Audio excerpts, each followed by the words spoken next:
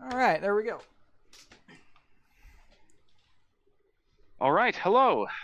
This will be session 1, starting momentarily. Yeah. We are awaiting players in roll 20. We need one more. If we are going to even use it right away, but just to have it would be nice. I want to have it open, see if I can quickly set up a hex map just in case. In the meantime, I'm just going to playfully show off all my All right, D6s. Lex, have you been able to join? I'm trying. It's my browser is being an asshole. I mean, we can edit that out. Yeah. Nah, man, we're all adults here. Somehow I doubt that's going to be the last or strongest item of profanity that shows up today. I'm gonna roll a bunch of 6s and be like, "Fuck." There we are. All right. Right.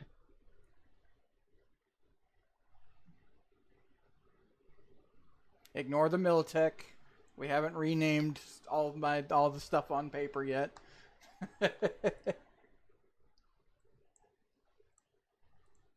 How do I minimize all the big giant icons? I forgot how to do that. Oh well. That'll be in the settings for the app.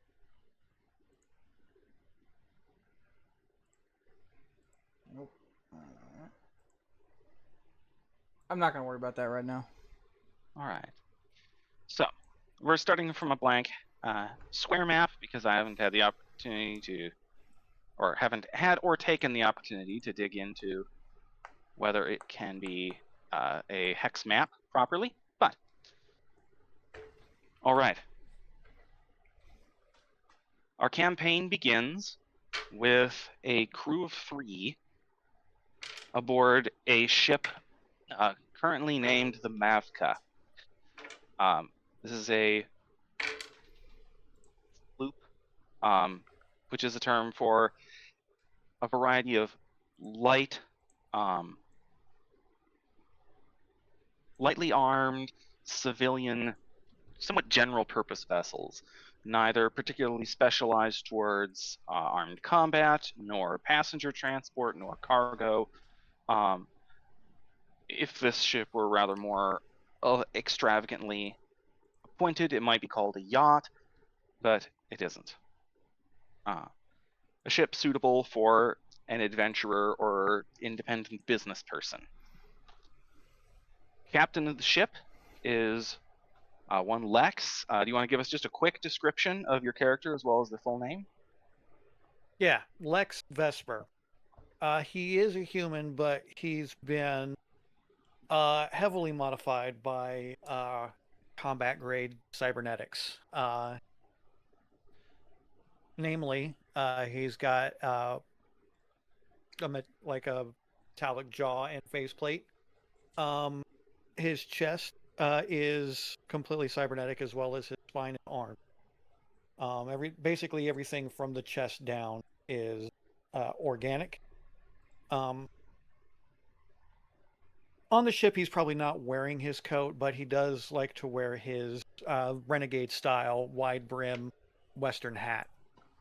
And he's almost always got a cigar or a cigarillo hanging out of his mouth, much to the engineer's chagrin. The engineer is one Cyrulas Son Mavka.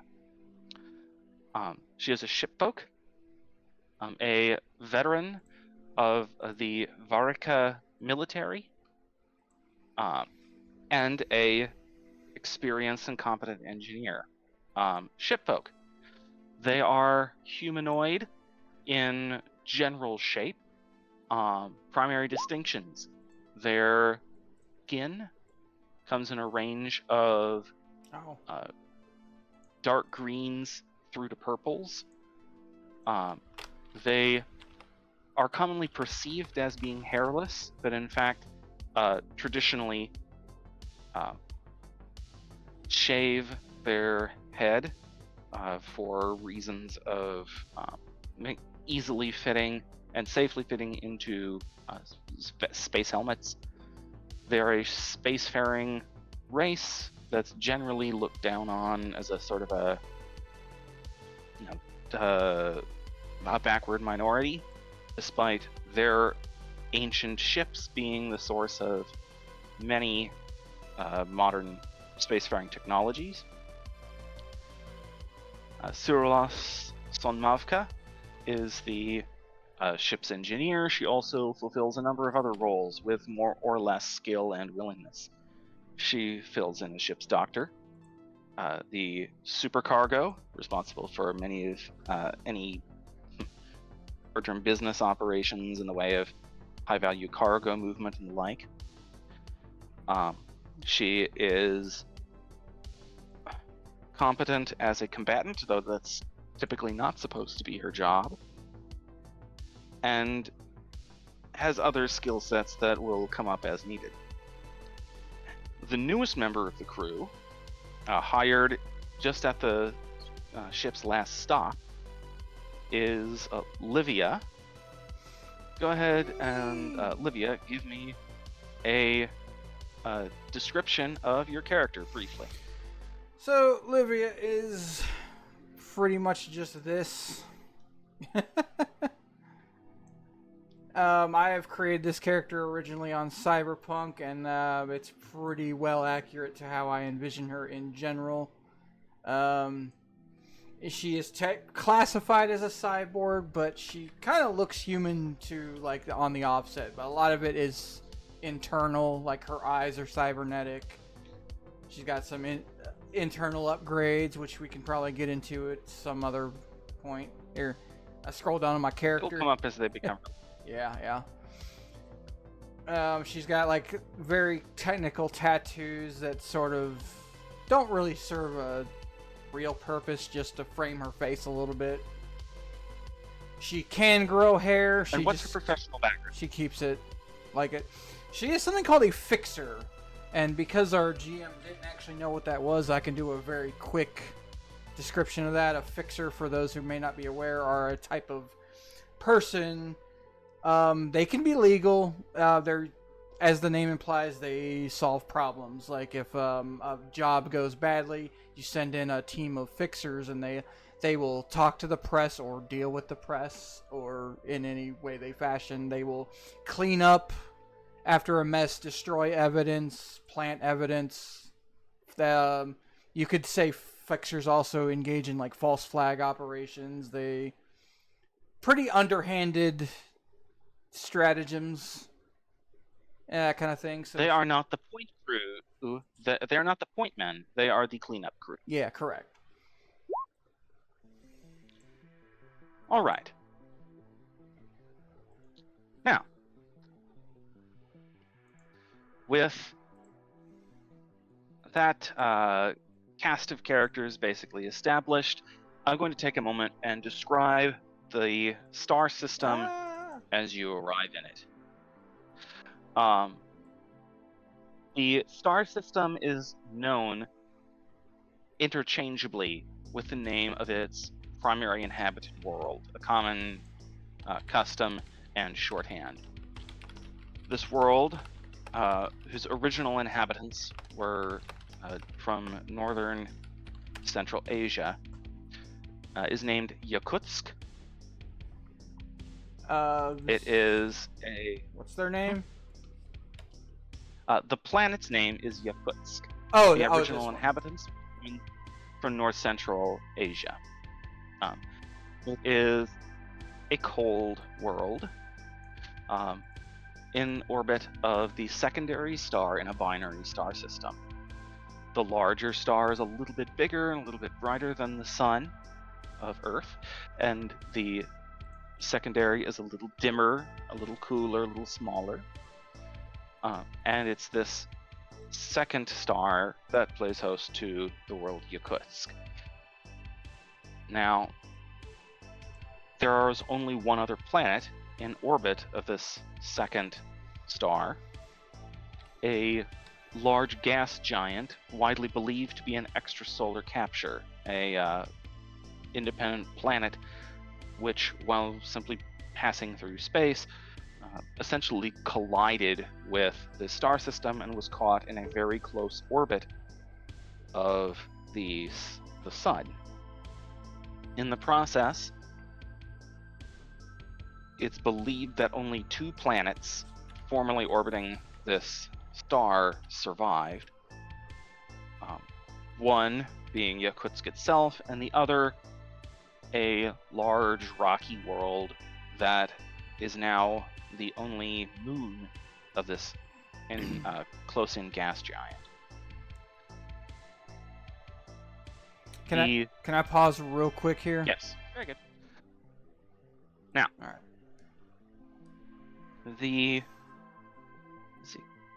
The larger star is host to a number of planets. It has 5 or 6 rocky, lifeless planets in the inner part of its solar system, and 4 gas giants in the outer part. However, there are no, other than a small refueling facility maintained by Varika in orbit of the innermost gas giant, the far sun, there are no installations and virtually no traffic other than the occasional Varikan ship stops at that fuel facility, as it is maintained exclusively for official use. The planet itself is technically could be considered under the supervision of Varika. It is not a member or client state of the Republic of Varika, and it does not have a planetary government as such to have an official contract for defense and such. However, it does have a planetary embassy building, and the orbital space station is of Varikan construction, purchased on a loan that is still being paid off. The refueling facility, however, is actually the refueling facility that sees general civilian use. The one around the gas giant of the secondary sun, it is owned by the government of the one large city on Yakutsk.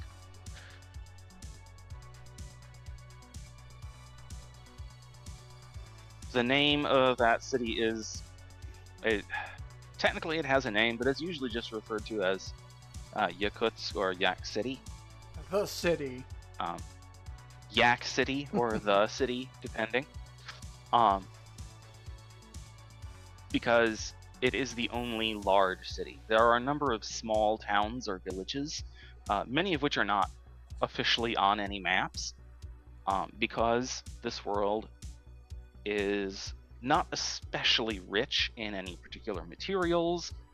It is simply inhabited by people who were willing to tolerate a cold, somewhat wet climate, and wanted to not have to deal with the bureaucracies of the region of space controlled by the United Nations of Earth, and so settled down on this world, which is,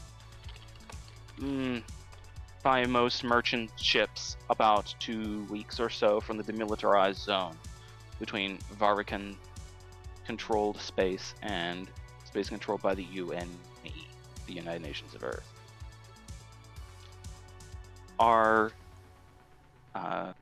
Our heroes, if we wish to call them that, have just now come out of jump, just emerged from slip space,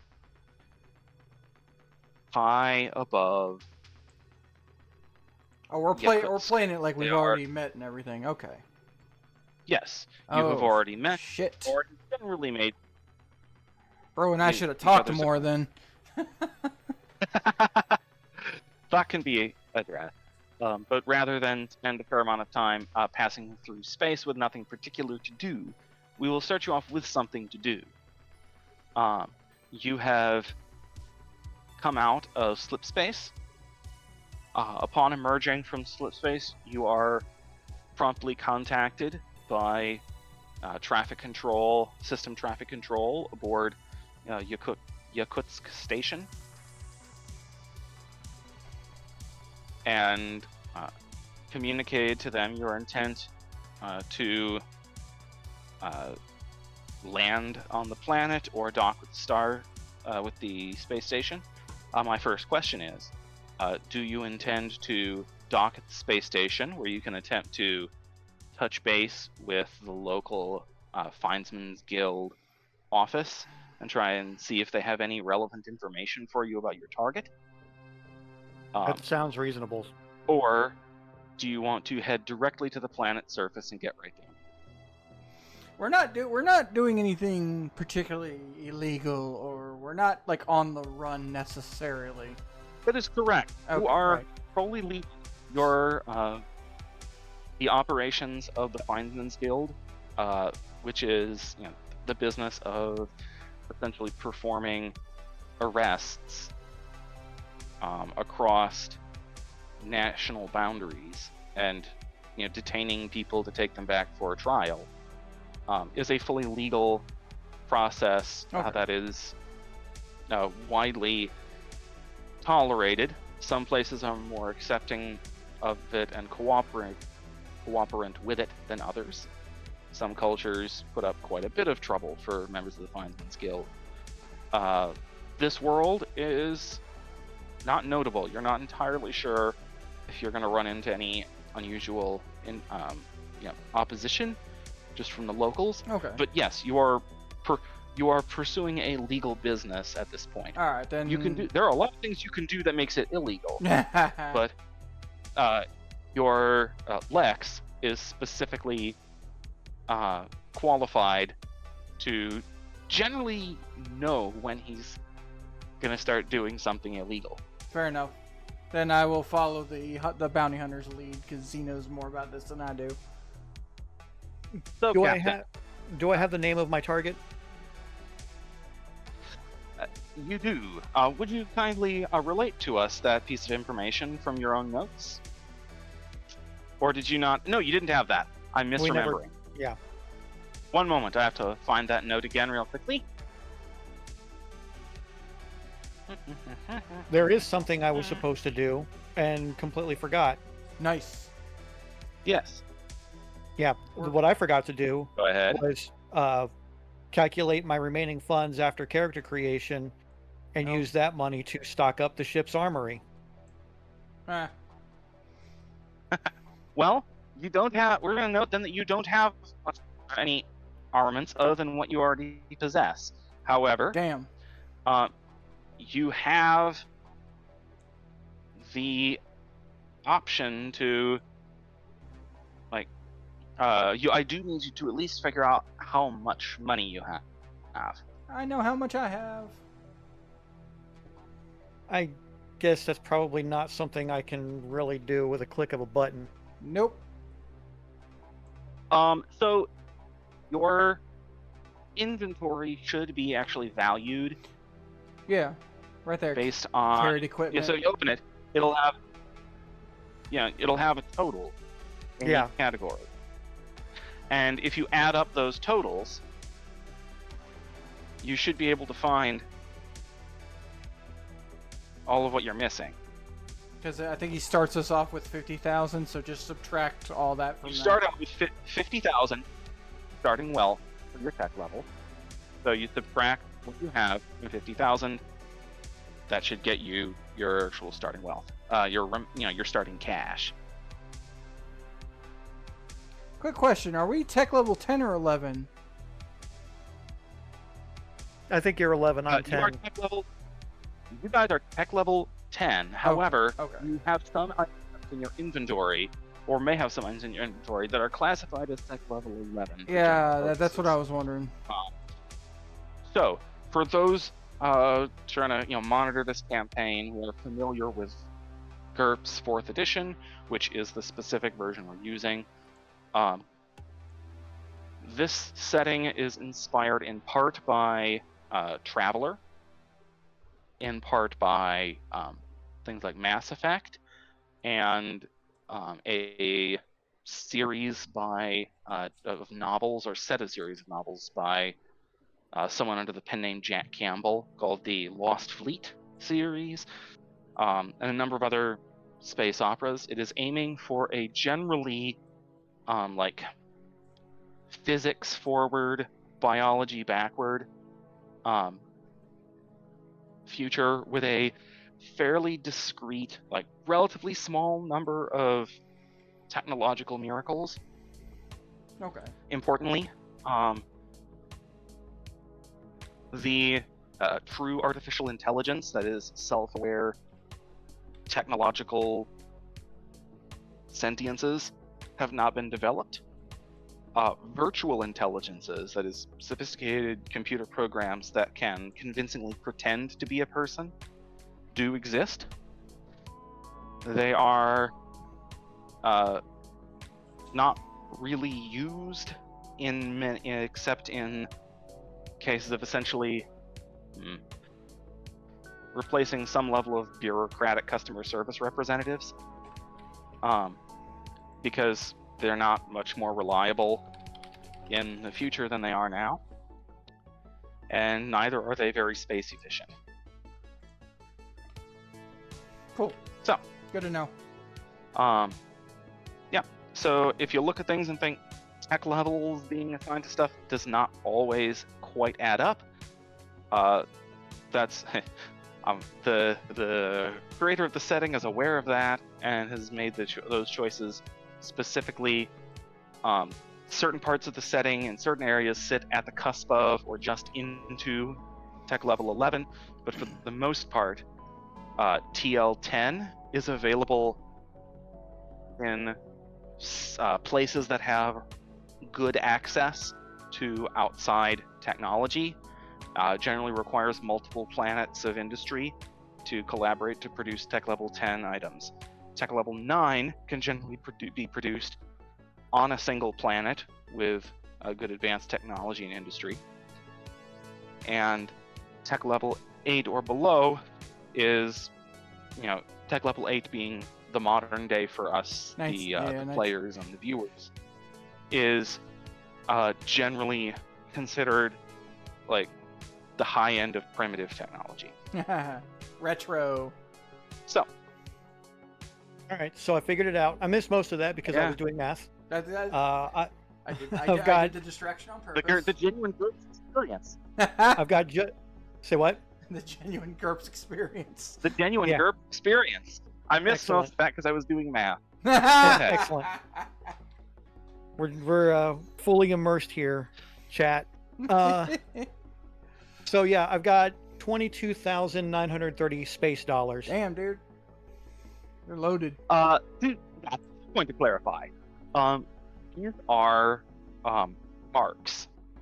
The currency issued by by Varica is maybe considered as if it were a cryptocurrency that actually that works, like worked as designed, as advertised. Its value is pegged against a specific range of products.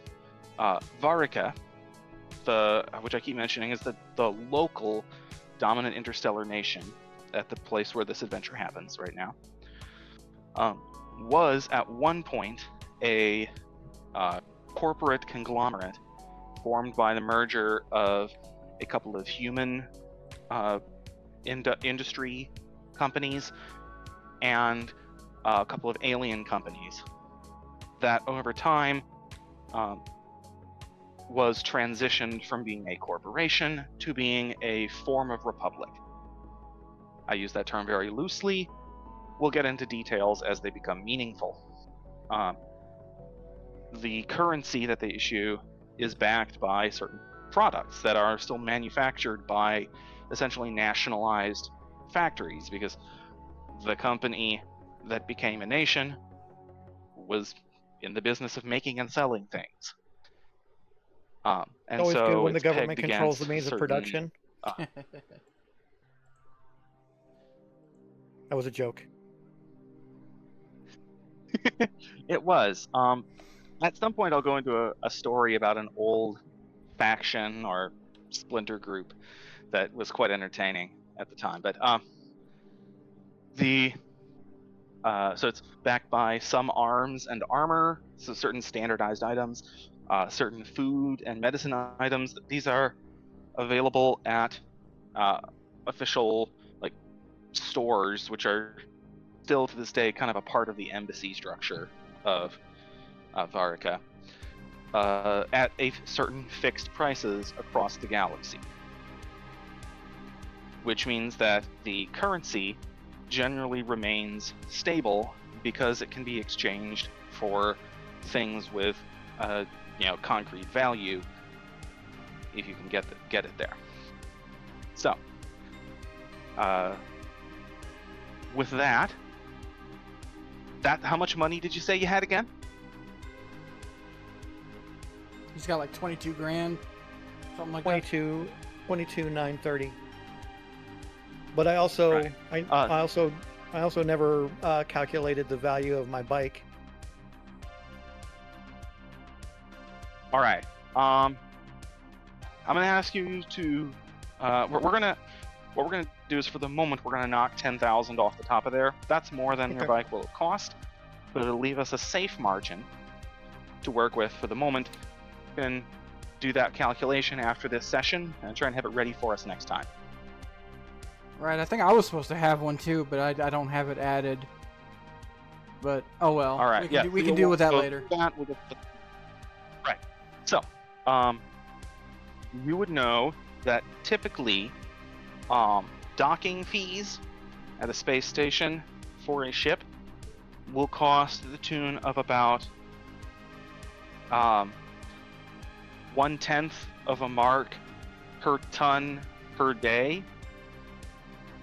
Your ship, if I recall, masses 1,000 tons. Let me pull it up again. Yes, it's 1,000. it is.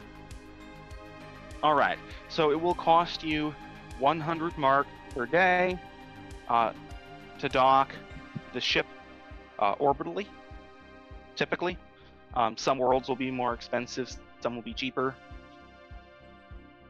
And for that matter, a planetary surface, like docking point, typically costs about 20 to 30, 0.2 to 0.3 of a mark per ton per day.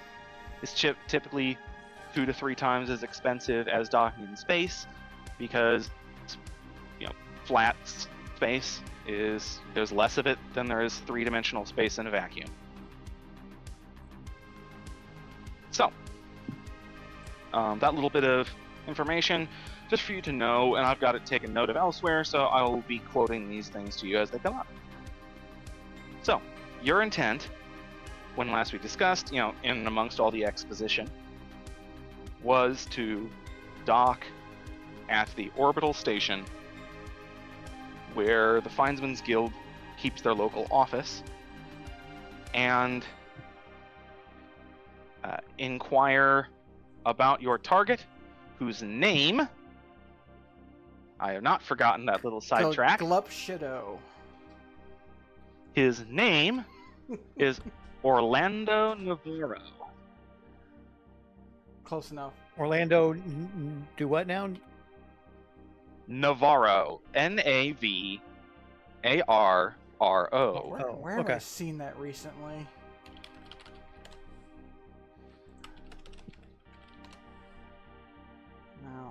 No. I'd be interested to know if I named him after something. I Because saw, that I wasn't saw it the in a point. video game, but I'm seeing all kinds of stuff, so you're fine. I don't have any idea. I named him that way. I That's think that's what his name is. So, I mean, that's just a name that exists. I've seen Navarro before Yeah. Okay. in lots of media. All right. So, that is, yeah, that's your target. He is known to you by description. He is a human, male, of late middle age. What you would, what we would today would think of as like slightly Asiatic features.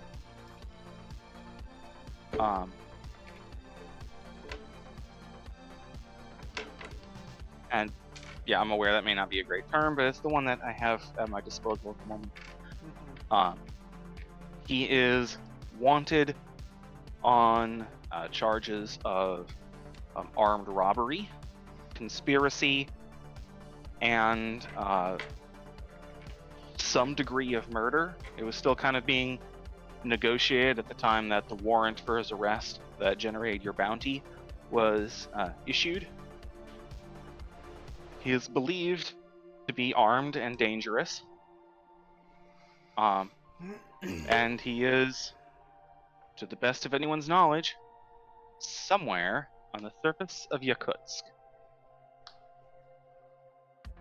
Let's fuck him up. So, you move to dock with Yakutsk Station. You only have to wait about 20 minutes upon entering the station, not counting the small amount of speed of light communications lag, to be assigned a berth. And you Hey, I never said I wanted kids.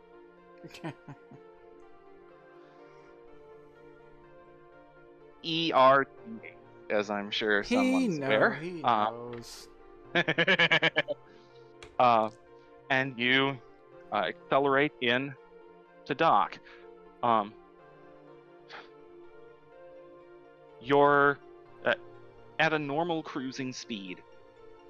You will end up needing about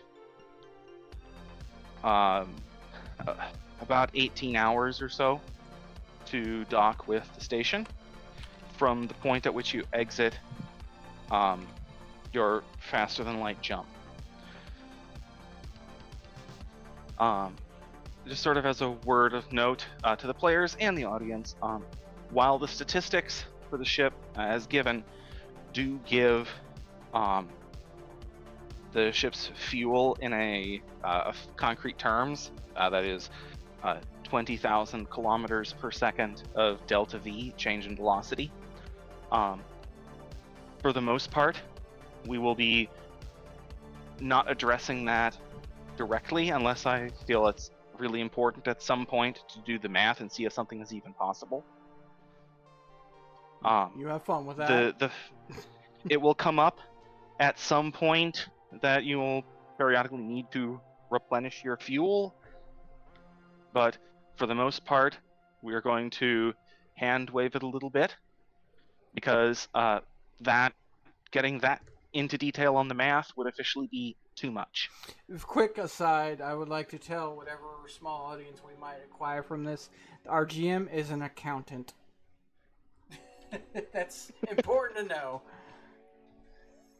That is correct. There may or may not be more math going on behind the scenes than I try to let on from time to time. Something else that our audience should know is that the GM has a habit of standing up and pacing in the room and is speaking through a headset microphone. This means that periodically I'll return to my battle map after about 10 to 15 minutes of wandering and notice that someone has been doodling on it. Oh. Yeah, that one's new to me too. So, now that we have returned, all right, you move in and dock. the station's origins as a Varican product are relatively visible right away as soon as you step inside. The somewhat hallmark white, like fluorescent, almost fluorescent colored lighting, like very cold white, and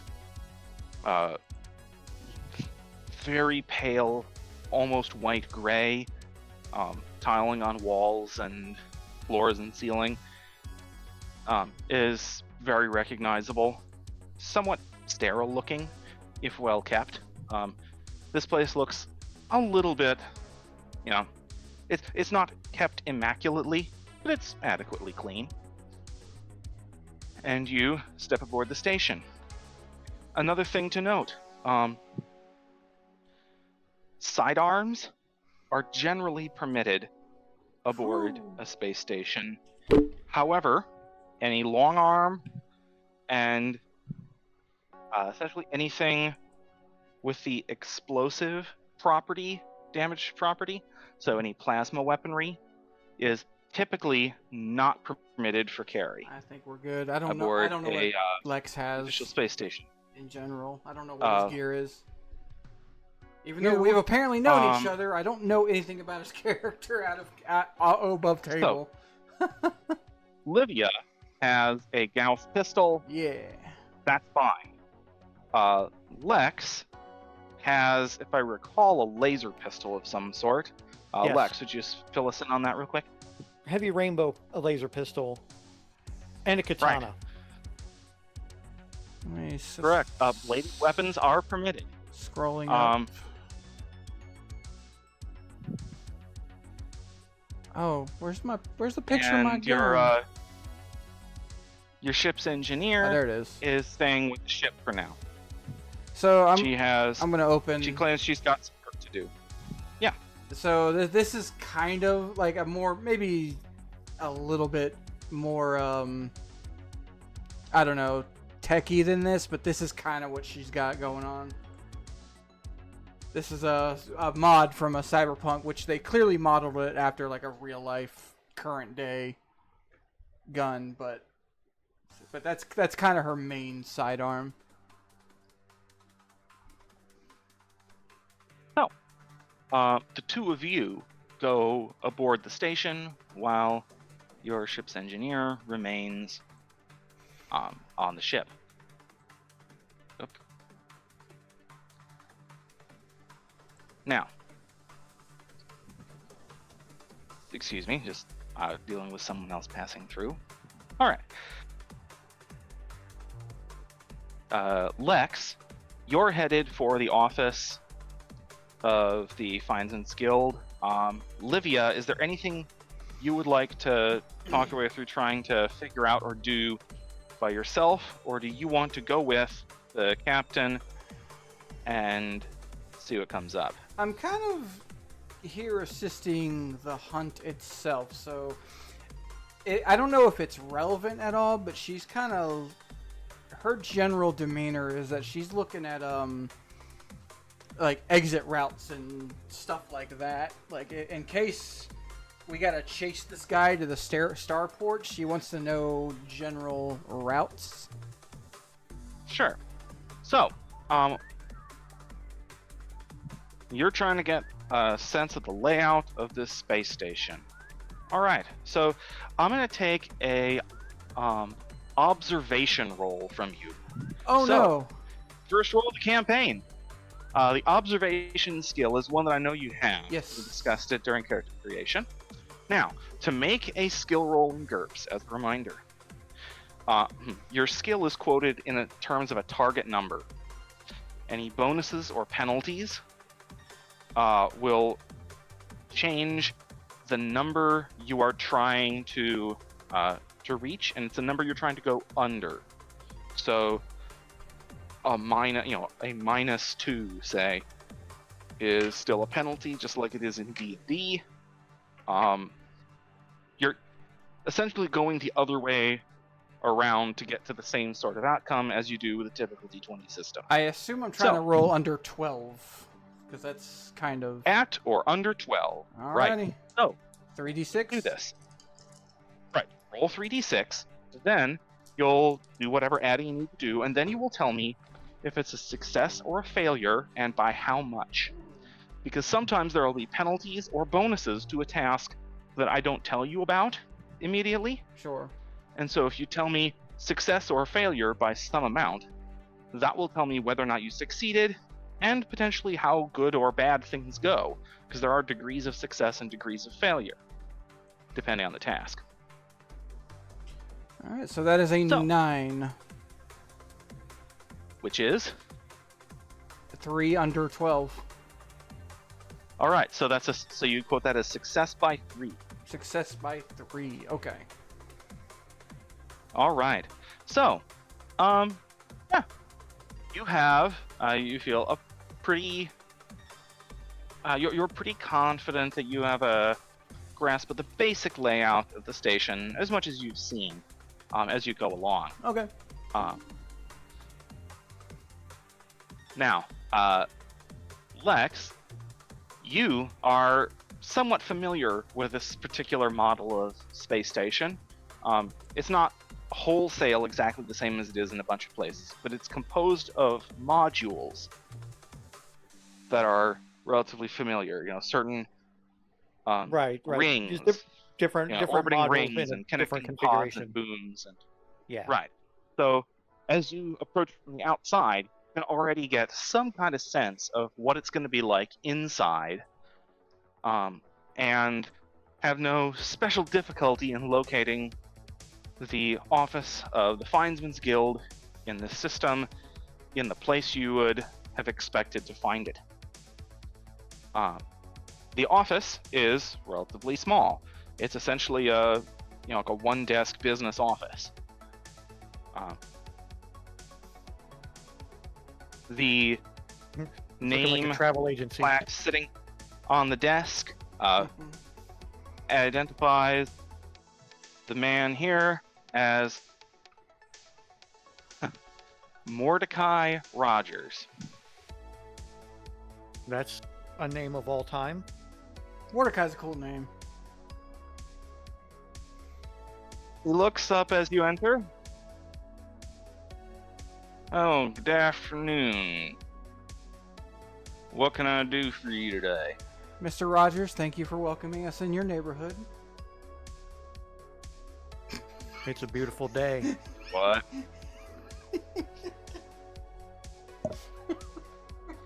I don't know if that's in character yet or not.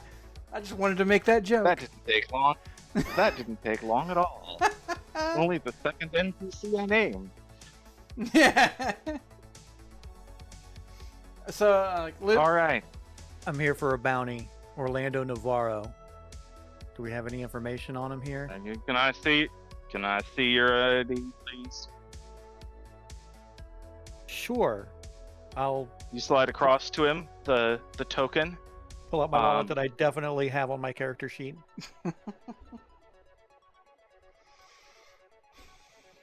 And slide across to him. He taps it, beside the computer, where a little reader checks the small data dot inside, and confirms your identity to be, your license to be valid and up to date, and confirms that you are the current holder of the warrant for Orlando Navarro. All right. Yeah, last we heard, he was on the planet's surface, and he hasn't passed through system control on his way off-world. I should give you some warning that while the locals don't tend to interfere, they're not going to do anything to stop him if he tries to leave. So, if you want to catch him, it's going to be up to you. You'll get no cooperation from local security forces. what would it take for that to be reversed? We have an armed and dangerous individual here. Well, by all accounts, he hasn't attacked that way since he got here. I don't know if he's got some sort of contacts or what, but the locals aren't interested. You could try and suss that out, but frankly, I'm not paid to work cases. I manage the office and make sure we don't get booted off this world. So, it's up to you, and I'll ask you not to do something foolhardy that makes my job any harder. Mm. They're not, Well, that like I depends said, they entirely ain't on gonna try and interfere, but if you go, you know, if you strong arm too much on local law enforcement or make a particularly messy scene, they ain't gonna be too happy to cooperate. naturally. Like I said, no active hostility, but zero interest so far in cooperation, so just don't do anything stupid. Never. Now, Copy that. is there anything else I can... You say that, he looks you up and down. Right. Right, plastic. Anything else I can do for you? Olivia, you're on the outs with your previous employer, is that correct? No. Well, no. The situation is specifically that a job went badly and they're telling me to keep my head down. Basically, if I may, to sort of sum up, a job went badly. It was kept covered up for quite a while, including Livia and her team, or whoever was left of her team, tried to cover it up from their employer as well, to try and keep the full ramifications of just what had happened quiet, because there are no long-lived secrets in corpo backrooms. However, ultimately, someone did squeal, and she is outlawed by the government on her home world, targeted by a number of other rival corporations because she'd taken part in various raids that negatively affected them, and now that she's got no official legal protection, they're more than happy to take a shot at her. And her former employer is unwilling to lift a finger to help her at the moment because, as far as they're concerned, she made herself a liability by causing this situation in the first place. Yep. Okay. So no active hostility from her former employer, but at the moment she is considered to be left to sleep in the bed she made and can count on no help from them. Yep. Oh, Mr. Rogers, do we have any safe houses on the planet's surface? Typically, that's not something we need to maintain on a world of this scope. Sure. So, no.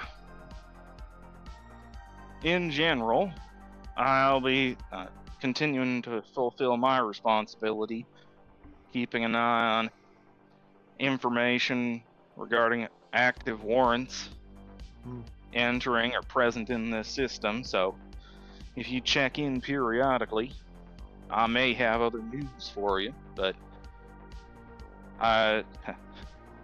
you're going to have to reach out to me on your schedule unless something emergency-like comes up. Of course. Well, thank you for the information. I tip my hat. Yeah. Good luck down there. I If we hope you brought a winter coat, by the way. In autumn?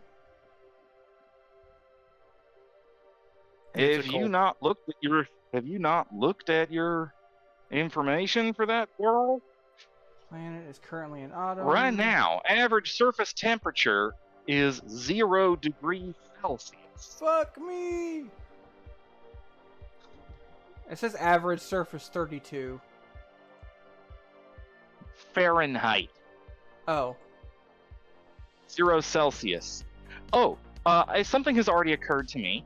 You recall how I mentioned that sometimes players will pick up a couple of quirks in the first few sessions of play? Oh, what have I done already? I have one in... No, but I have one in mind, knowing you, that might come into play, and that's... you come from a world, you may come from a world that has its own set of traditional units, and thus are not fluent in the metric system. Oh, real. This world primarily deals in the metric system, and because you come from a world that happens to do so, you may be, I don't know, non-metric might be the name of the quirk, but just someone who periodically is just baffled by numbers, informed of things in a unit that they don't understand. Because the fullest of my ability, everything is going to be denominated in metric. Freedom units. Okay. Y'all can, well, I do want to...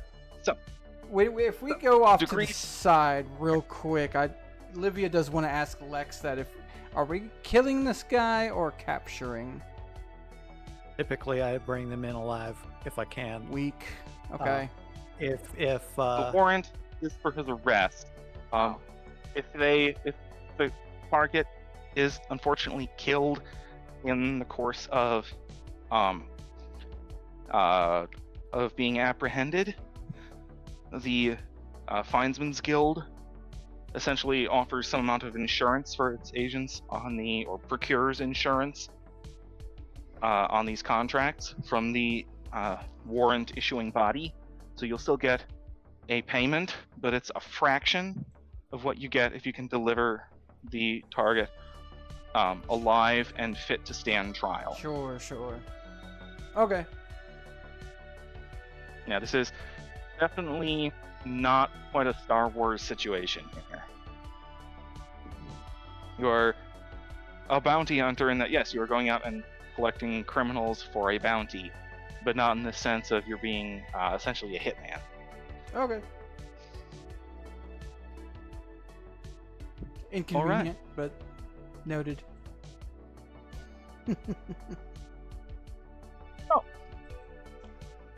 With that, there leaves a couple of questions. One of them is simply, do you folks want to try and secure some more all-weather gear, potentially? Offhand, I will point out, offhand, your skin suit, the light vacuum suit that you have, is climate controlled. So, damaged, it is actually good to, especially when paired with a helmet, although your flexible helmet may have issues, it is capable of keeping you functioning as long as you've got some power supply for it. So in terms of just as long as you wear the equipment you normally have, generally you'll be fine. The only difference, I think, is maybe she'd fit her mask on so she's not breathing frigid air as much. Potentially. And definitely your captain will find it more annoying than you will, given the fact that his lungs are not properly lungs anymore. Really? They have more relationship skills than they do lungs, really, and how they work right now. So cold temperatures can be a little bit more of an issue for him with freezing up. But plus, I have a it's not relevant to the breathing situation that we just touched on, but I put on my notes that we needed to calculate an armored coat / duster. So maybe we could just procure one. Oh yeah, we forgot to do that. In this can session. Check that. So, and every time I just got to say, every single time you say skin suit, I think about Men in Black. Like, when he says it, I think of my character. What my character's wearing is a skin suit. I think about Edgar. I need sugar water. Livia is more correct there. Yeah. That's essentially what it is. A skin Oh, tight I pressure suit. know what it is, but it I makes have me never seen Men in Black. so sorry. Add that to the collection Yeah. of weird things, weird pop culture references that are completely lost on your GM. Please watch the first one if you can, whenever you can. It's so good. All right, I want to show off. Just like I don't you tend for a to enjoy while. most horror movies, I'm not a big fan of most conventional, like a lot of mainstream comedy isn't terribly funny to me. So we'll see. Anyway, Who are you calling a show off now? so we are folks are, I think, then sounds like you're assuming, yeah, we're probably good on winter gear right now.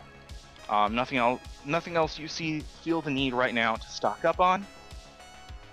So, is there anything else you would like to try and do while you're aboard the space station?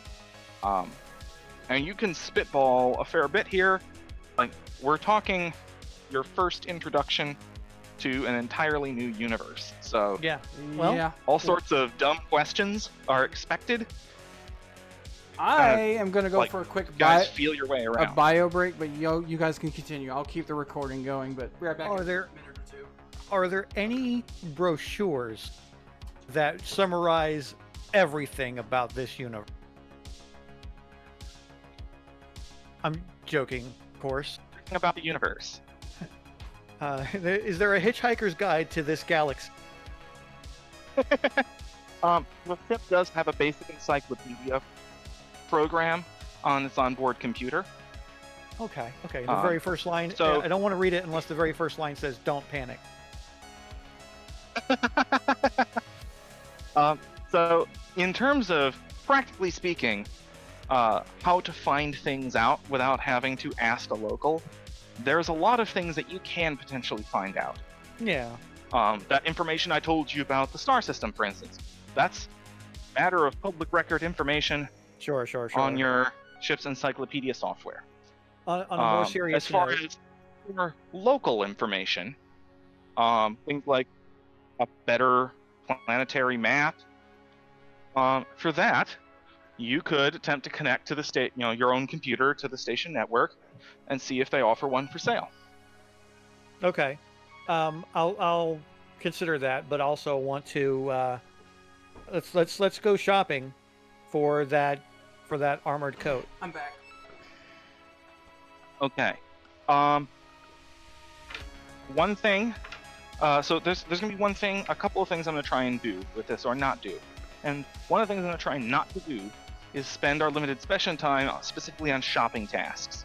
Sure. So, okay. If we can avoid it, we will address shopping tasks via text communications out of game. Okay. That's reasonable. So, yes. However, if you go around here, Varga has a shipboard facility under the old Vartech name, still, where you can purchase things like some custom armor. It will take a few hours for them to get to it to get it to it and get it finished in a production queue, but you can absolutely secure a suitably tailored coat. Okay. Made to your specification. And we will go through the rules for designing custom armor in GURPS Ultratech to get this made for you. Cool. And then the electronic brochure thing, whatever. Sure. So for a nominal fee of 5 marks, you're able to secure something published by the local authority. It's the local city authority. Yakutsk City Authority. Publication with a planetary map, It is primarily a topographical map. There is a system of weather and global positioning satellites in place here. It's not the most reliable, especially since Yakutsk itself has no moons, but at some point had a moon It's like that was it's like one of those- destroyed in the chaos of the gas giant in the system arriving in orbit.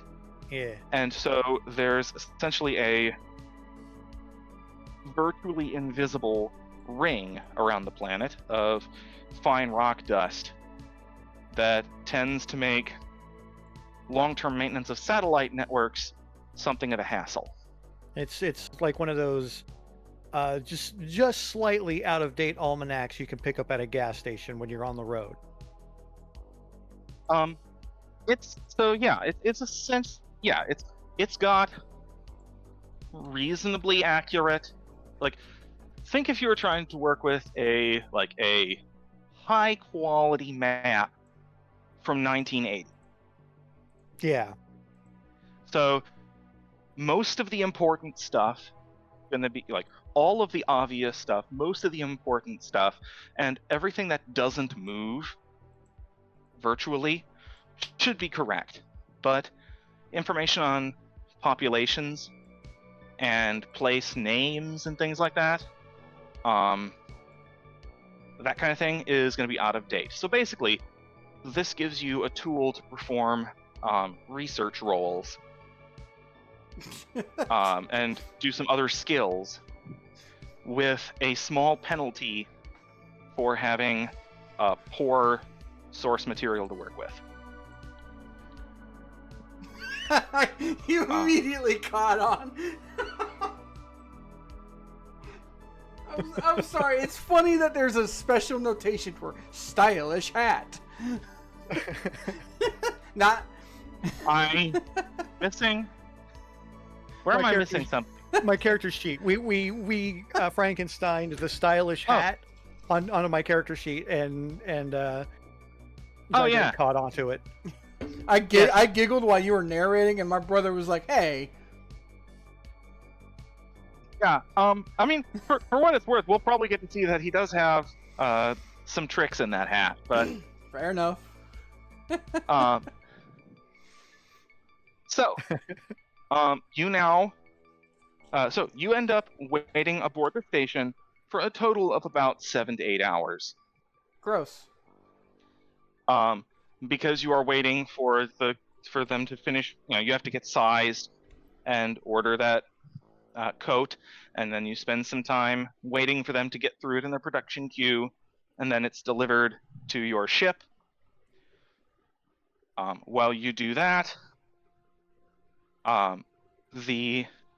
you guys have some time to gather aboard your ship and make decisions. I'm going to ask for a moment to break. I need to see if the plumber has finished here so I can take care of some things real quickly. Sure. And then I will be back. And we are currently planning to run for another about 45 minutes. Okay. Unless we're really just kind of in the flow of things and want to keep on going, but I may need to pull us up short at the 45, at 9 o'clock your time. Sure.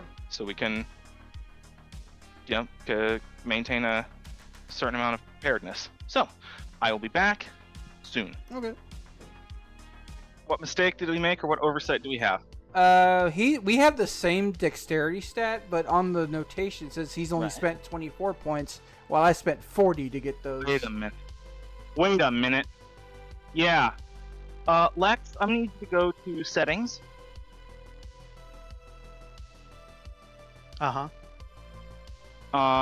And Olivia, could you go with us as well, so I can see something as well? Sure. No, not on yours. On his. Oh. Settings? No, attributes.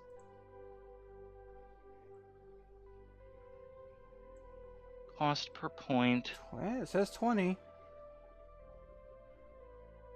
Alright. I'm gonna open my most recent version of the character, see if I can figure that out. Here we go. All right.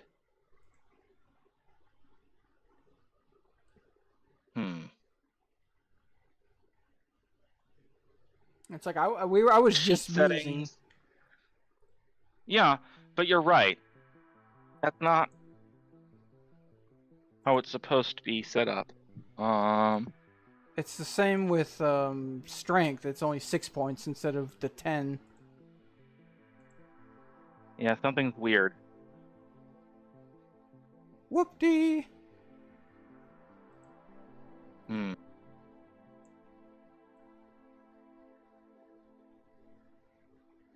So on your when you go ahead and hit in your character sheet, when you hit go under settings and click on attributes, what does it show for cost per point? 20. 20. Yeah.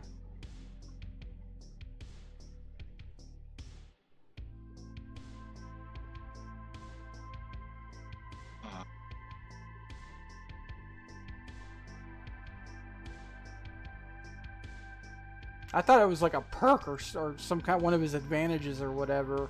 I'm looking to see, if there's something going on.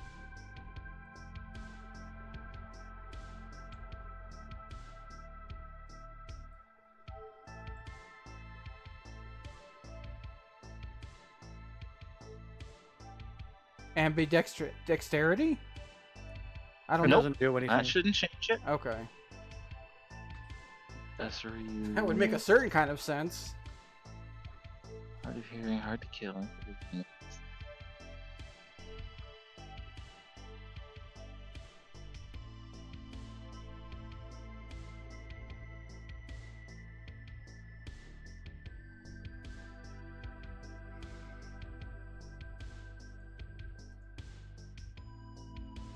Yeah.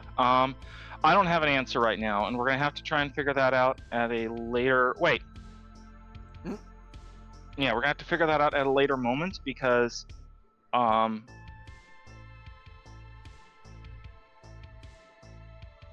than point by point recreating the character, I don't know how to try and replicate the problem.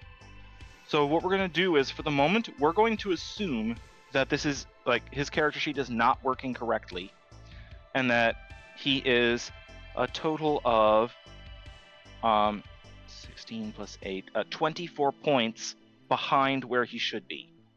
That is, he's got 24 points. He's a 174 point character at the moment.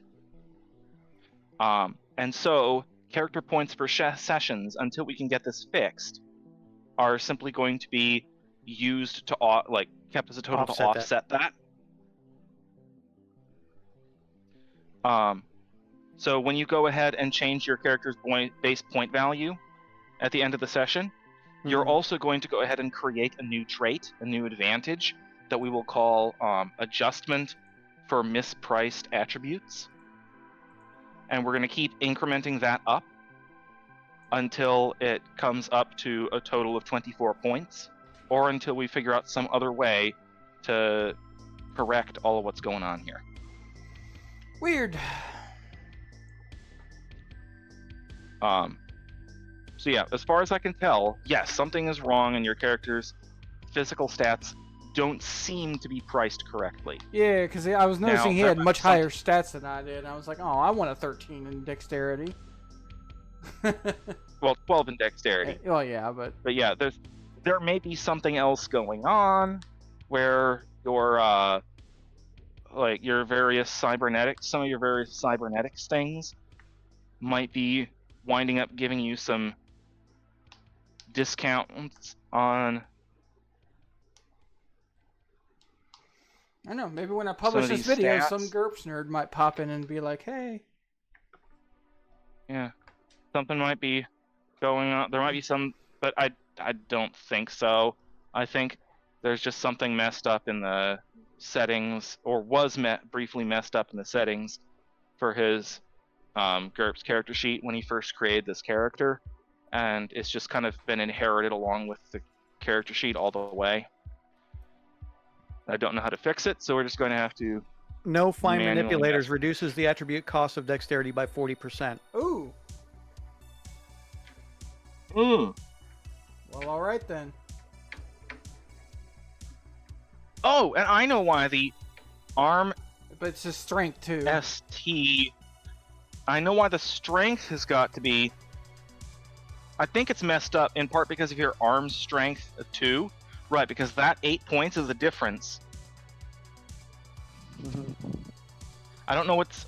Okay, so what we'll say then is I'm going to assume that this is correct then. There seems to be plausible reasons why it would be what it is.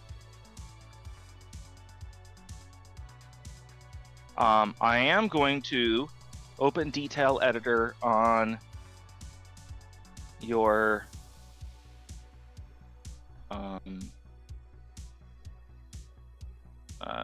arm strength and see if I can see anywhere that it's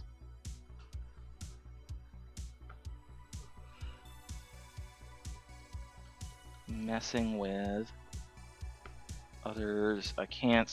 If there is something going on, I can't find it. Cool. All right. So it looks like it is correct. And yeah, that no fine manipulators is one of a number of traits that all of a sudden become a massive problem for Lex here if he ever gets hit by an electromagnetic pulse. Yeah, For both of us. Well, if I yes, fail to resist it. Yeah.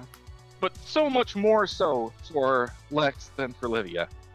Remember that scene in I Ace got- Ventura when he kept getting hit by all the darts? He's just, they're just too much, and he couldn't move his Yeah. upper arms. That's what I'm going to turn into. Nice. I'm gonna go straight blind. I'm like, all right, we're fucked. Well, so will he. Yeah, I know. me We're too. super fucked. But if we he'll get go hit with down, and he'll be unable to use his arms, and he'll be unable to speak, and he'll be unable to effectively, quite properly breathe. Great. And- I can speak, but breathing would be the problem. Yeah. We are so fucked. Every encounter has an EMP. Hardcore tabletop. That would be a little bit like trying to play Rebel Galaxy if every encounter featured a handful of Greel Leechers. Yeah. Fucking hate those things. All I'm right. already flying a dreadnought. I'm about as slow as I can get. What I don't need is every 3 seconds, engines are no longer impaired. Engines impaired. Oh. So, anyway, going back down to Earth, or back down to Yakutsk, you are continuing to doodle on my map.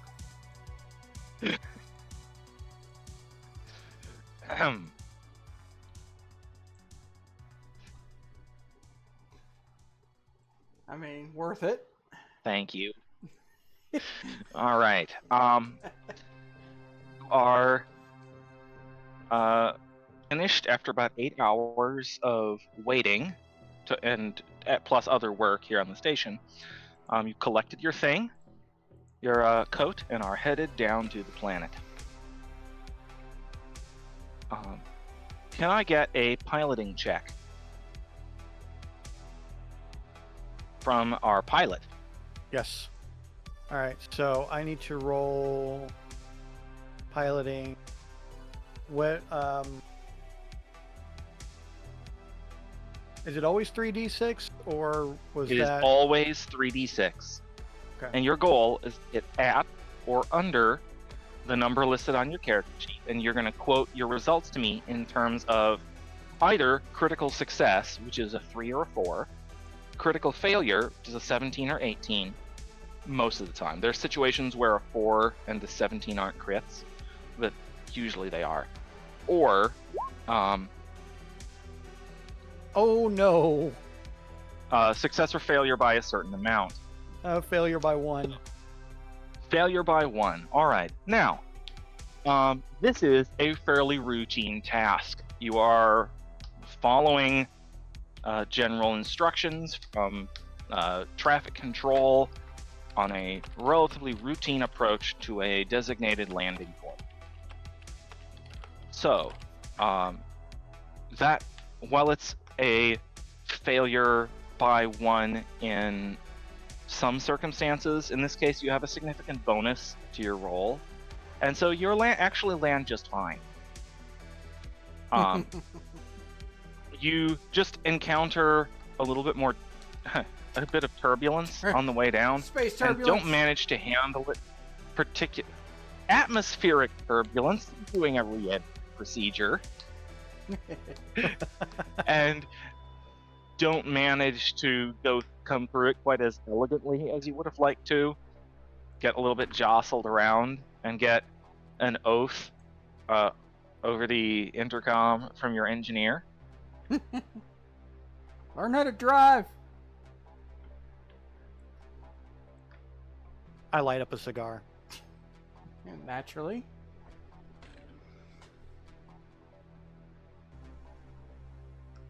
And land planet side. So you've been allocated a landing point. It's essentially an open field. There's a large open area, broken up into sections with some landing lights to guide folks on their way down in. And you land. You are on one edge of the city. There are roads. There's also a light rail system from the ground side, landing docks into the rest of the city. You have to provide some essentially payment information, essentially network information to the Spaceport Authority to dock and to land, but you won't be charged until you leave. Okay. So we will keep note of how long you are in place, and the docking fees are going to be what amounts to 25 cents per ton per day. 25 marks? Or for your yes. Or a quarter of a mark. Is what you were saying earlier. Yes. 1/4 mark per ton per day. Which with your 1,000 ton ship means that you're going to be charged 250 marks per day while you're here.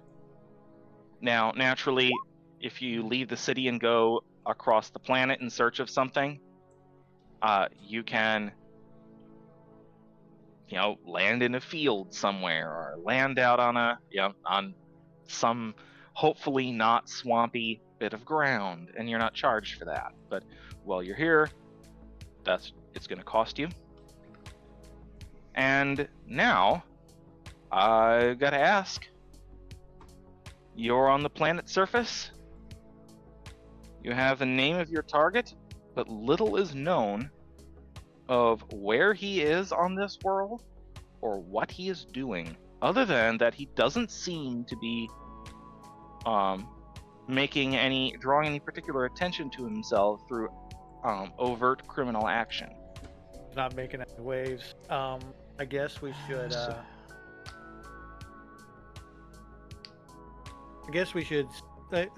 It's one thing if he's not, and I'm actually saying this to Livia. It's one thing if he's not actively causing harm. It may be an entirely different thing if he's farming goodwill. So I think that perhaps we should look around, see if he's actually making nice or if he's just laying low. You've done some sort of social infiltration at some point, I assume. Mostly infiltration. See. Look at me, man. I'm pretty distinct. I'm not out there making friends.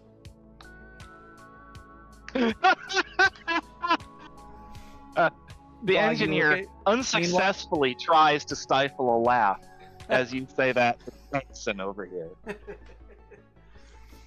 Meanwhile, you're just looking at your own reflection in my faceplate. Yeah. Like, look at this shit. I'm opening up an image for the purpose of the stream. Does this look like somebody that is like, hey man, can I get you a drink?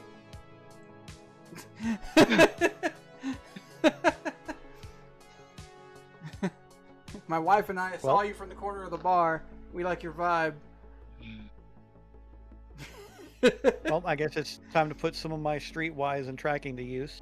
Yeah, that's like, I didn't make a bounty hunter character. I made a stealth operative, so I don't really know the process of hunting somebody down. I don't think I have streetwise, do I? I have search. Yeah. Yep, I don't think you have streetwise, because your character was from a corpo background. You are not plumbing it that way. Yeah. You're sent in with instructions on what to do. Now, that's not to say that your character may not be trying to cultivate some of those skills, and you're not stupid.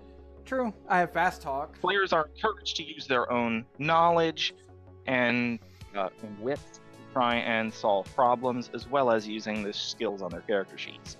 So, yeah, though, if there's a chance that they're not going to cooperate, but if there's a chance that they are going to actively work against us, let's get a story straight. I have a thought. Mm-hmm. Playing to my character archetype, I'm wondering if there's any kind of, like, Underground Railroad type thing. Not necessarily a full, like, either criminal network or something more like we're trying to help people start a new life. In either direction. The idea of sort of a resettlement of people to this world? Yeah. I see. So what it sounds like, we have people who want to go around, spend some time, like a couple of days perhaps, if necessary, essentially nosing around and trying to somewhat inconspicuously ask questions. Yes. Right. My skills lean towards me kind of like operating around like the local watering hole. Certainly.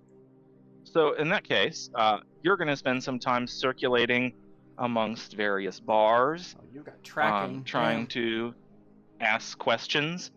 And, well, in this case, tracking, that's like physically like following someone. Oh, okay. In, by like tracking game kind of a deal. Okay. In this case, so the skills I'm going to need are could you click back to Lex's for a moment? Oh, sure. Because I'm helpfully referring to your most up-to-date character, I think is more up-to-date than mine somehow. Well, I did put that's my fault. I did put the most Yeah, recent that's my version fault. in the chat. I need to clean up your various iterations of characters and get only one. So I want a. Do you have carousing on here? I thought we bought you carousing. Don't have carousing. I do have interrogation streetwise, and I'm pretty decent at poker. All right. So then, do you want to try and buy the local gambling table? Don't I have? Let's do it. I thought I had Gambler on here. I don't know how you did the collapsibles within the skill things. I want to do that. That's awesome. You can create containers here too. I can't. I don't go to see your the option. Right click. New skill container. Oh. Okay. Cool. Sweet. Then you just name it. All right. Cool. See? Yep. Containers are, for any of our audience who's not familiar with it, we are using GURPS character sheet, which can be found, I believe, at just GURPS character sheet .com. But it's a community maintained character sheet software that is worlds better than what Steve Jackson Games was maintaining for quite a while. It's very good. No knock on Steve Jackson Games, but this is just getting all sorts of continued support and effort put into it. And it's great. And one of the best features of it is these container traits that allow you to sort everything, because GURPS character sheets can become complicated, especially at high tech levels, or with magic involved, or with any character that's simply been around for a long time. Or a bounty hunter with a ton of cybernetics. Right. I said high tech level, magic, or long-lived, like long experience characters, they get complicated. And these containers help you make a very complicated character sheet, seemingly very complicated character sheet, very approachable and understandable. Now, moving back on. Hashtag not sponsored. I'm going to need then Okay, you're going to need to roll carousing at default, but I'll also take a streetwise check and a gambling check. So carousing defaults to, I believe, HT -5. Give me 1 second to check. Brutal.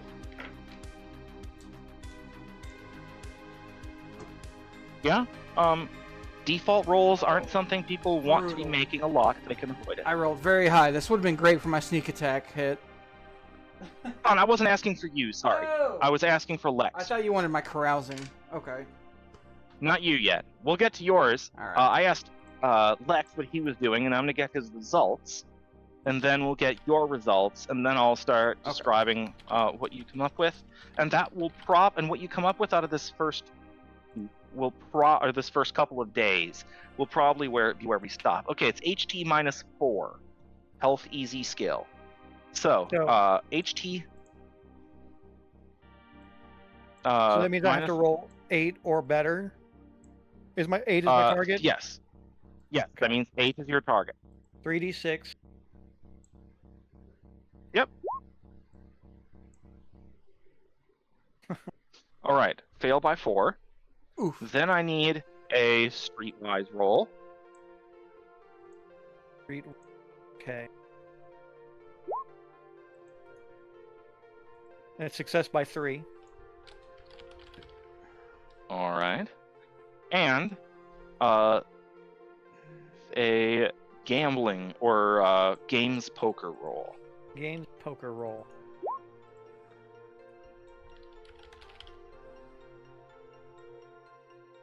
Success by 5. Woohoo. All right. Now, I'm going to make a reaction roll here.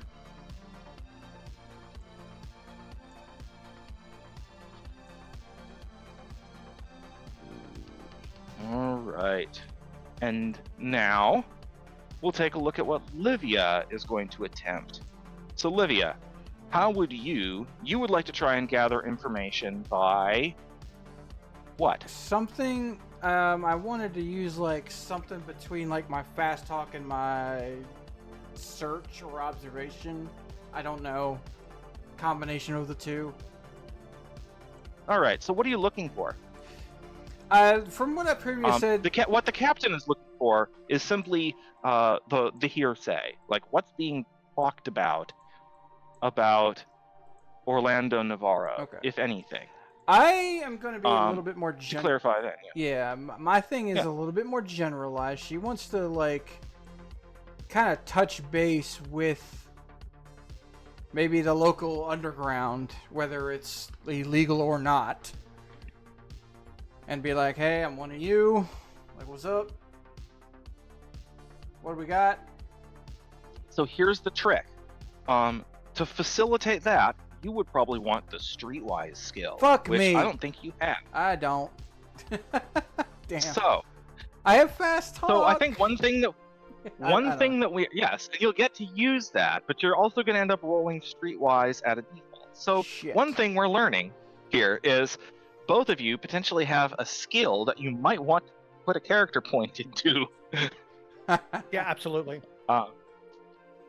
So, all right, the set of roles for you then, Livia is going to be streetwise at default. That's IQ -5. Not great. And let's take a moment.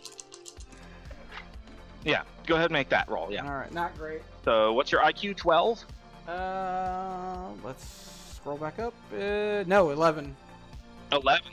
All right. So you're trying to get 6 or lower. I think I see 5 out of 6s on the already tray. failed. Yep, it ain't great. All right. So we have a 9, which is failure by 3. Cool. Now, I need you to go ahead and roll a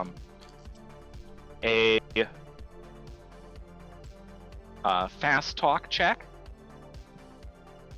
One thing I'm noticing, to reassure you a little bit, one thing I'm noticing is that failures are not like D&D where it's just like, oh, you didn't succeed. There are degrees. God damn it. I believe in That's a degrees of success and failure with GURPS, especially with situations like this, where we're not describing an instantaneous action, Yeah. but something undertaken over a period of time. So what do you have there then? A failure. I can't read it very well. Failure by 1. So that's a 13. Yeah. Okay. And could you go ahead and open your general and stealth skills Oh, for sure, me? sure. That's All right. General. There we go. Okay. All right.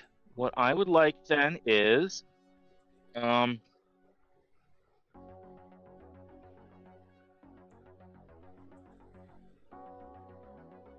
observation.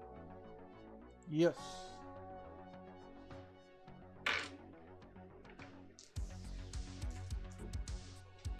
I'm rolling too high. I'm rolling my sneak attack damage. Yeah, where's the damage when you're trying to 16, attack? man. That's a failure by 4. All right. Well, so in a moderately well-known interview of Sam Reich, hosted by Brennan Lee Mulligan, Sam Reich says that he prefers natural 1s to natural 20s because Makes better storytelling. to better storytelling from failure than success. Now, putting aside for a moment the inspired rant in very few words that produced from Brennan Lee Mulligan, Brennan, I cannot win, Yeah. Mulligan. Yeah, my man. Aside from that, he also generally disagreed with that statement and was of the opinion that successes tell a better story than failures. And while I tend to agree with him, I do think that your failure, for the two of you here, are going to set you up for some interesting adventures, Oh no. or interesting start to your adventure, when we pick up again at our next session. No. With that, we'll see you next time around, Space Cowboy. All right. Monday yet? I want to play more. Now, well, I need to prepare for that because one of you failed somewhat, and then the reaction roll was terrible, and the other of you failed a lot. And the reaction roll was not as bad, but it got dragged down rather badly by a stack of failures. So, you're going to have interesting times, and I need time to prepare them. I got a question. Yeah. If I may say, at this point, depending on how you feel about it, Dakota, I would, Hydrate. Livia, I would say this or somewhere a little bit prior is probably the point at which the session itself, the published session, stops, unless you just want to capture all of the after talk. I don't mind. But For like a separate series where we talk about the under I the don't know. hood It stuff. depends on how polished we want to get. How but- what? How polished we want to get with the YouTube Sure. publication. I'm still recording But right now, just with that- for fun. Yeah, of course. Nothing wrong with recording it. So let's see. We need to pick our next session time before we forget, and then whatever other questions folks had. So, let me pull up my calendar. What's the furthest out that you currently know on your schedule? I am pulling it up right now. As soon as you said calendar, I grabbed my phone. Mm-hmm.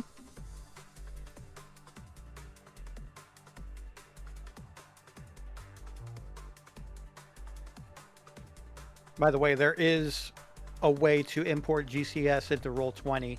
There are some steps involved, so I'm going to be looking into that, see how it looks. I have all the way up to the 30th on my app.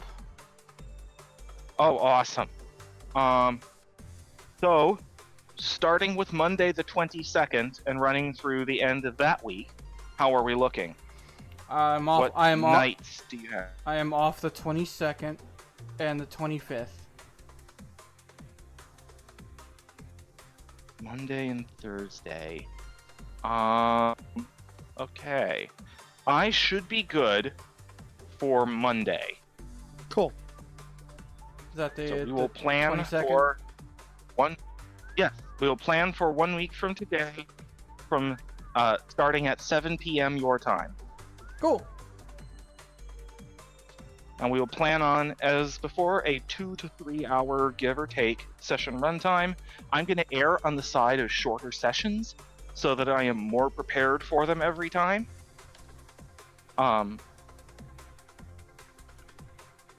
But yeah, I think so far, your folks, the impression I got is figuring out how to do a skill roll wasn't a problem. Yeah. Nope. Once we got to actually doing it, it's like, I'm afraid this of is what I'm doing, and combat. this. With all this damage reduction, I don't understand any of that shit.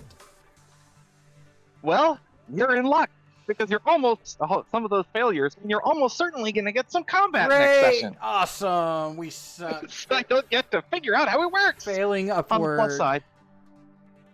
plus side, I intend to make sure, barring something weird happening, that your engineer is along to help out with combat, because she's very well built. Yep, she's former military.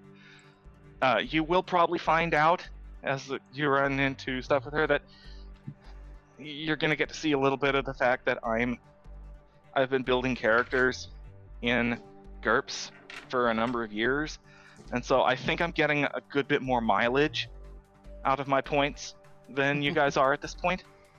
But be that as it may, it will stand you guys in good stead as you learn how to use the system. So, since we think we figured out most of what's going on with Plank's character, with Lex and his weird attribute point costs, I do have a question related to skills. Due to the nature of what carousing kind of literally is in real life and by definition in the skill book, would this this exchange that we've done qualify as self-training for like an hour or two? So what I'm generally going to say is I'm not too worried, actually, about strictly following the rules for learning new skills, especially if they're skills that a person can learn, a person can self-teach practically. Like partying is a skill people self-teach to excess. So in that case, I am okay with people using their character points to represent, that the character learned fast how to do this thing. And so you can put a point into carousing, and Livia can put a point into streetwise without more detailed training experience. I'm adding it to my sheet right different. now, but Now that gets a little different when you start looking at things like, I don't know, physics or Sure. Navigation. Like, technical skill are another story, and I'll be I'm likely to be a little bit more controlling over whether or not you can just sink points into a thing. But for social skills in particular, it's generally not an issue for your character to pick them up quickly and add them to their repertoire. Especially since in GURPS, as I tend to run it, in a known space as the setting tends to work, having plenty of access to a variety of social skills can be a big deal. The intent of this setting is for there to be a lot of things, a lot of institutions that are simply too massive for players to fight their way through them. And so using non-combat methods to solve some of your problems is going to be encouraged, and I don't want to hinder people from doing that by making it hard for them to pick up the skills. So with that, and that bit of extra rambling, when we get back in next week, you'll get a little bit more kind of set dressing, scenery description of what the city, what Yak City is really like. And you've got some homework to and do. What kind of trouble you can get into. Yeah, I got loads of homework to do. You got to figure out how to make a map the hex on Roll20 or something. I would love to figure out how to make Roll20 do hex maps. I might not be able to, but if I can, I will, and if not, we'll just have to work with a square grid anyway. It still works, but I don't know. I kind of like the hex grid of GURPS. It feels unique. Sure. All right, I think we can call it there. No, how are we doing? I know that this isn't like experience based in the way D&D is. Yeah. Okay. Right. How are we doing? Okay. So every session, you will typically get. It's 1 or 2, isn't it? You said like 1. Right now, I'm gonna say 1 character point. We end up having a 3-hour session that goes for more than 2.5 hours from the actual start of the session. So not this one, because the recording started well before. The voice call started before I got here. Yeah. That time that's showing on my screen is not how long we've been doing this. Correct. Right. We know that. So if we get past 2.5 hours, there's probably going to be a second character point, simply because it's a long session, more stuff happened. And sometimes I will potentially award people an extra character point for what I perceive to be especially good role playing. Stuff that's especially inspirational, or I'm gonna reward you for playing your character well in a way that wows the rest of the party. Oh, like an inspiration kind of thing? Yeah, it's like Okay. the heroic inspiration in traditional D&D.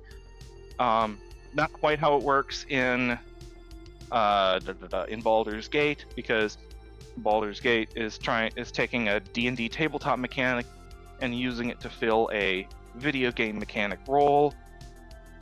So it's assigned a little bit differently for not quite the kind of thing I'm looking for. But like times where your role playing elevates the experience for the table is going to get rewarded with extra character points. Don't worry about not getting them. They're intended to be a nice bonus when they happen, not to be it's not intended to be, oh, you didn't get a point, you must not have role played very well. It's you got a point, you really hit it out of the park this week. Nice. So that's what we're going for. So for this week, you have 1 character point, and it sounds like you've already kind of made up your mind where those need to go, because you found things that you felt like were in your character's skill set, but they literally weren't. Yeah. So I should probably go ahead and increment streetwise then. Yeah. That went from 6 to 10. Yep. Right. That first character point was a huge difference. And yeah, next week, that is one thing to note. Like, you can So are we You can't technically? increment advantages by a single character point, but you Right. can increment skills by a single character point. And if you're buying up a skill, you can say, this week I got a point. I have a skill that I've got 2 points in and I want to get to the next level, so I'm going to increment it up. It's got 3 points in it. Doesn't do any better than it did 1 character point ago, but it helps me remember where I was going. Yeah. Right. So Then are we adding you can buy advantages and attributes. You got to communicate with me about improving them, because sometimes that may or may not make any sense without some narrative cooperation and my say so, but in general, anything can be improved. Go ahead again. Yeah. So did I understand correctly that we're not technically getting our point until the next session? Oh, I've already done it. You have the character point. Okay. How do I add points, you go to your character sheet. Uh-huh. And in GURPS character sheet, you're going to go. I'm going to do this in my own character as for. You see your 150 points. There's a little button to press, and you can just. There's a little pencil in a box. Yeah. Icon. Up in the very top right corner. Yes, I'm looking at by the 150 points. You click that. Ooh. And you want to. I add a new one. I see now. I just plus one. Add a new one. 151 plus essentially. 1. So instead of just changing your initial point, you're going to put in, the date. Whoops. And it's going to say, yep, you can change it, however you do it for the moment, Lydia. But in future, I want you to do it this way, because that keeps a record of when you did. Yeah, actually There do we it this go. way. Yeah. Do it with the increments. I got it. That way, you can look at it at a snapshot cell when you did or did not remember Sweet. to update your character sheet, Okay. so that if you ever forget, we can get you caught back up. Instead of the one player We got I it. had in my first known space campaign, who only ever kept his character sheet on paper, and we had to recalculate his entire character Ew. over a dozen times over the course of a 5-ish year campaign, Brutal. because he forgot sessions, but we couldn't tell how many sessions he'd gotten. And at some point, he was 15 character points or more behind the other party members, because I wasn't recalculating that again. And he was just going to have to live with missing the points that he'd forgotten to write down. This way, we're going to use the digital tool to its fullest in this respect, so that we don't have to deal with any of that paper making. You'll just note as reason session 1. Yep. I got it. Well, now my carousing is a target of 12 instead of a target of 8. Yeah. Now you are much better at it. Yippee. And I am not going to decide. I'm not going to decide quite yet what Starula is going to spend her character points on, because I don't properly know. Cerula, Cerula? Cirulas. SIRU''LAS. Then middle name, SON, all lowercase. And there's only one capital letter in her first name, too. Just the first S.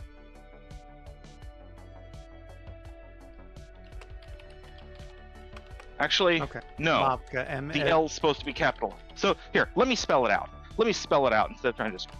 And I'm also correcting myself, because I'm misremembering my own linguistic traditions. Okay.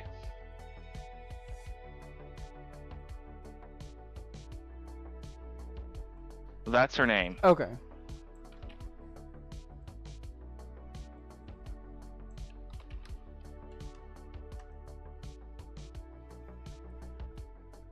Is it definitely Son, not like Vaughn? Vaughn Mavka, or is it Son Mavka? Son. Yes, Okay. it is Son Son Mavka. Okay.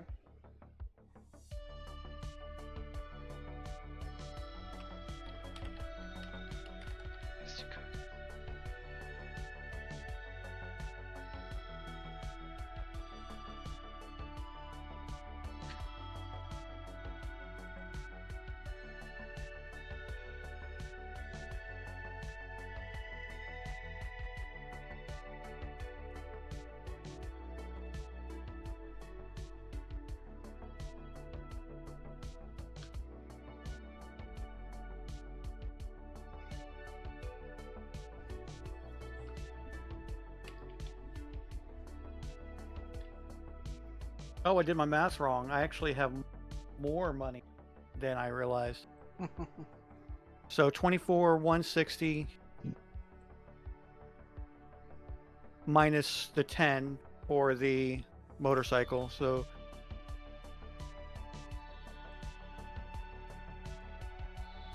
it leaves me with 14, 160.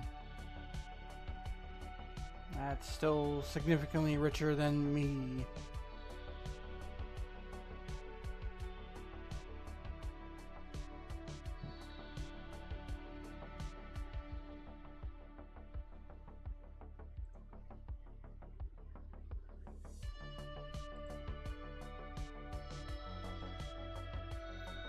Yeah, well, I haven't really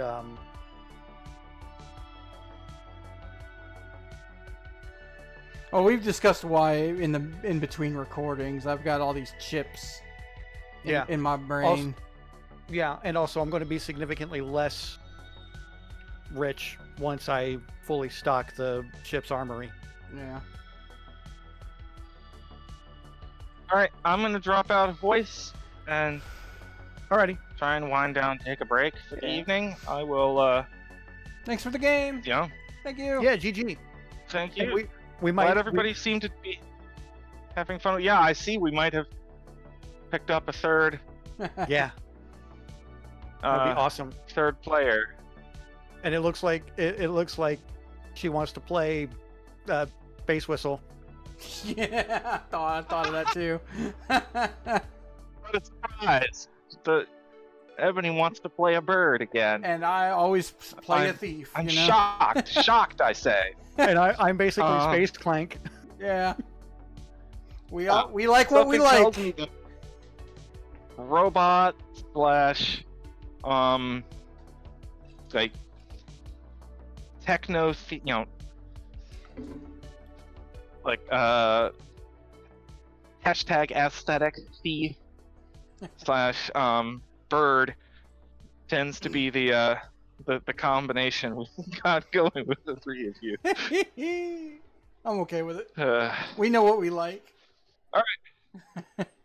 right, catch you later. GG. GG.